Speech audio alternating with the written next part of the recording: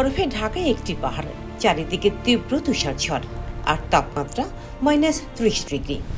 এই ভয়ঙ্কর পরিবেশের মধ্যেই একদল তরুণ অভিযাত্রী একটি ছোট্ট তাঁবুর ভিতরে রাত কাটাচ্ছিল।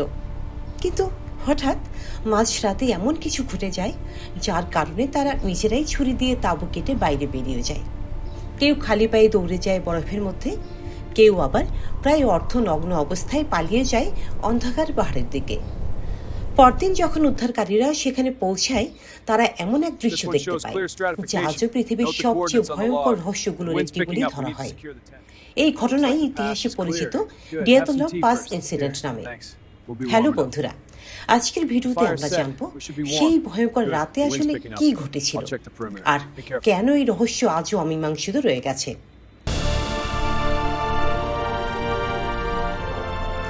1959 সালের 23 জানুয়ারি 10 জন তরুণ অভিযাত্রী ট্রেনে করে রওনা দেয় রাশিয়ার বিখ্যাত ইউরাল মাউন্টেন্সের দিকে।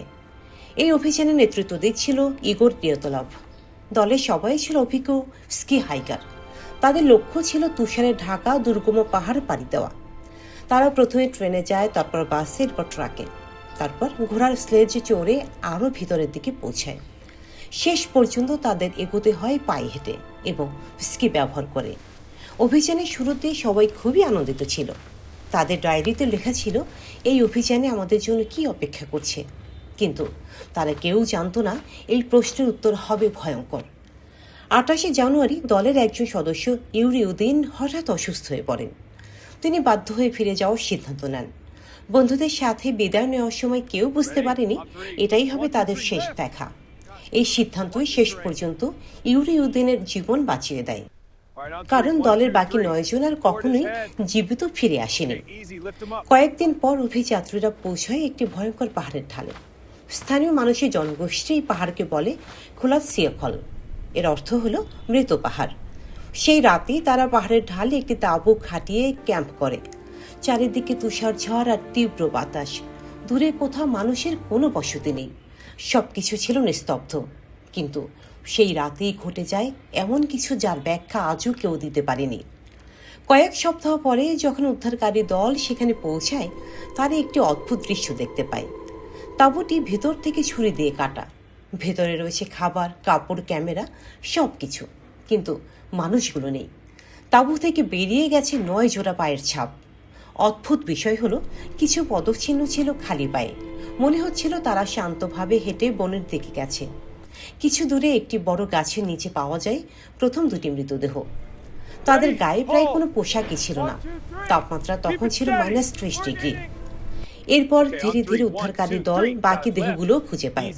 তাদের ভেতর কয়েকজন মারা যায় প্রচণ্ড ঠান্ডায় জমে, কিন্তু 4 জনের শরীরে ছিল ভয়ঙ্কর আঘাত। একজনের মাথার খুলি ভেঙে গিয়েছিল, 2 জনের একদিকে পাঁজর ভেঙে গিয়েছিল, আর একজন নারীর জিহ্বা ছিল না। ডাক্তারের মতে এই আঘাতগুলো এত শক্তিশালী ছিল যেন কোনো গাড়ির দুর্ঘটনা ঘটেছে। আরও অদ্ভুত বিষয় হলো তাদের কিছু পোশাকে পাওয়া যায় অস্বাভাবিক তেজস্ক্রিয় বিকিরণ। বছরের পর বছর ধরে এই ঘটনাকে ঘিরে অনেক তথ্য দেওয়া হয়েছে। কেউ বলেন তুষার ধস হয়েছিল, কেউ বলেন গোপন সামরিক পরীক্ষা চলছিল, আবার কেউ আকাশে দেখা রহস্যময় আলোর কারণে ভিন গ্রহের তথ্যও দেন।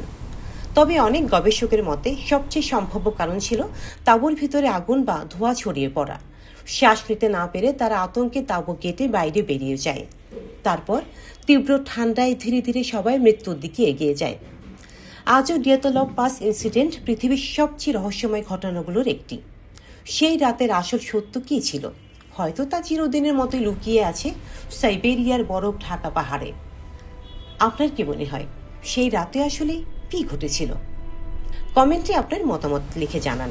ভিডিওটি ভালো লাগলে লাইক দিন, বন্ধুদের সাথে শেয়ার করুন এবং চ্যানেলটি সাবস্ক্রাইব করুন। পরবর্তী ভিডিও নিয়ে আসছি খুব শীঘ্রই।